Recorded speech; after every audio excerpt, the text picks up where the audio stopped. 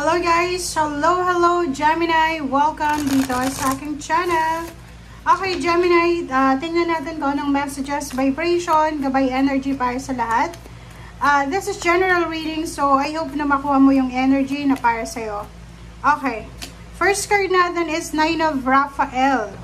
Gemini, kung nanonood ka sa ngayon, pumikit ka, make a wish. Okay, manifest, make a wish, pray, dreams become reality. Okay? So, ato Gemini, this week sinasabi na this is a good time, a joyful time para sa sarili mo. So, marami kang pwedeng ipagpasalamat sa linggong ito. Maraming rason para maging masaya ka. Maraming rason para maging grateful and thankful ka.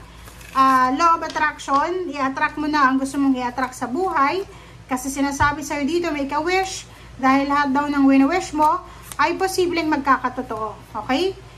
So, yun. Next, second deck natin is Trust the Universe. So, trust the universe. So, kailangan mong magtiwala sa universe na lahat ng wishes mo ay ibibigay niya.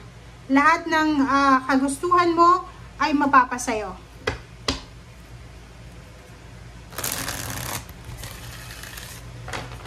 Okay, tingnan natin dito sa third deck mo, Gemini.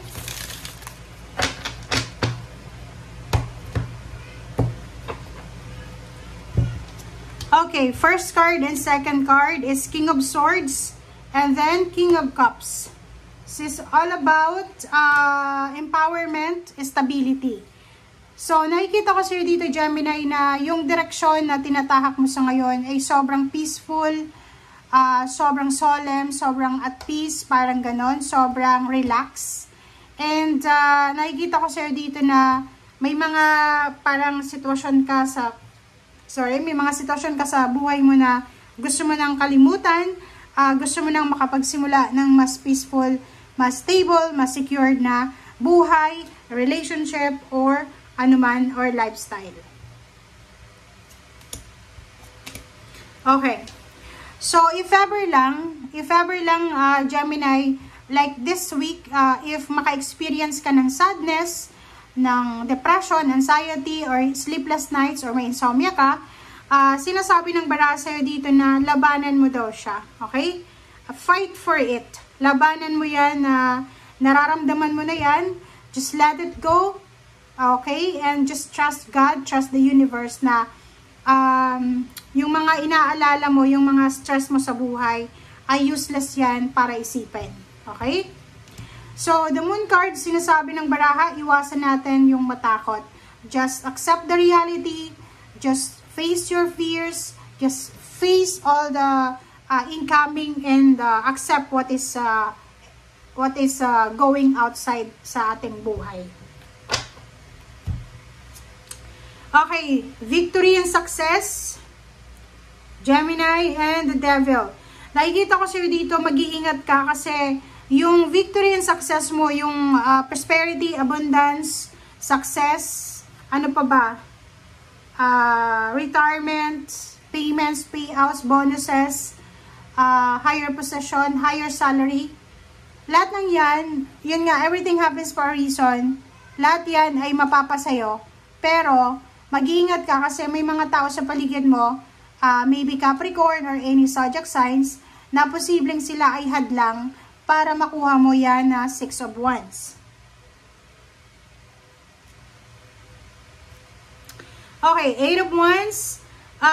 Sinasabi ng baraha sa'yo dito, Gemini, na isang balita ang posibleng matatanggap mo. And yung balitang ito ay pwedeng kailangan mo ng pera dito.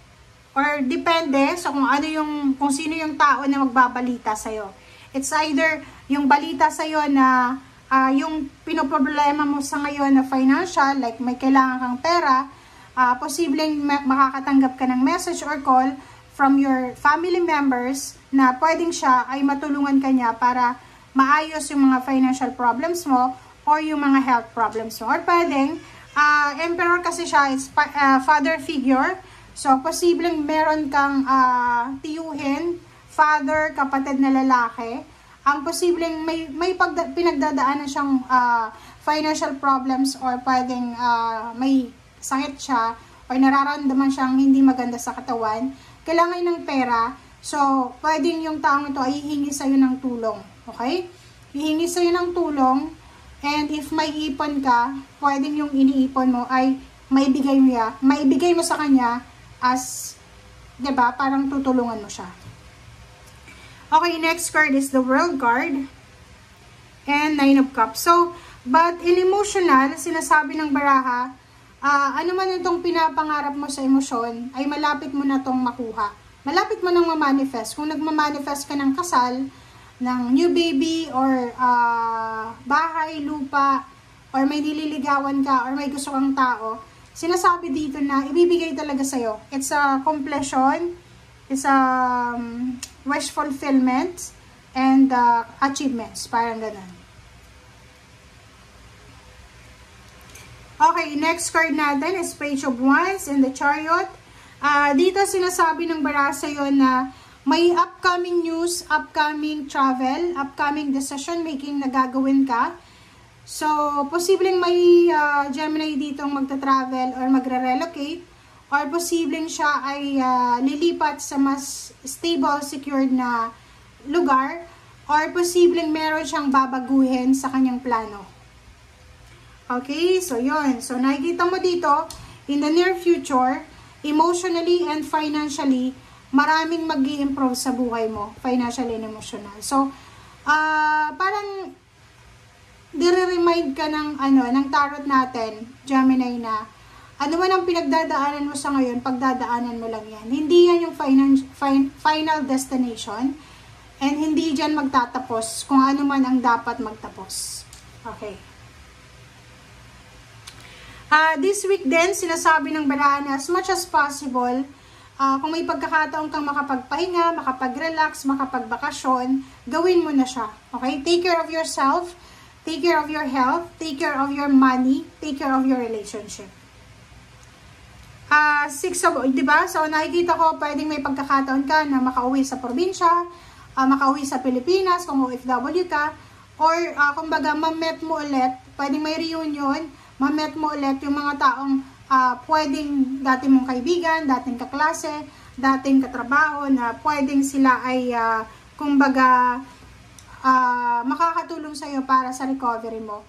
And dito din, sinasabi ng baraha sa'yo, Gemini, na merong mga relationship, past relationship na pwedeng mabuo ulit, pwedeng may magbabalikan, pwedeng yung iba ay may magkakaroon ng second chance, third chance, fourth chance, or pwedeng new beginnings. Wow!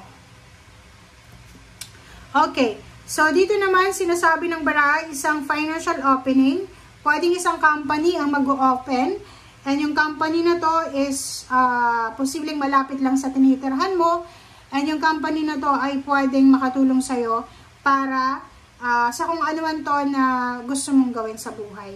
Ang nakikita ko sa'yo dito, matagal mo itong hinihintay. Pwedeng ang tagal mong naghintay na yung company na to magbukas, or yung mga job offer na to magbukas na. So, dito sinasabi na you're on the right track, okay? This one is parang sinasabi na nasa tamang time and energy ka sa ngayon. Thank you guys. Bye!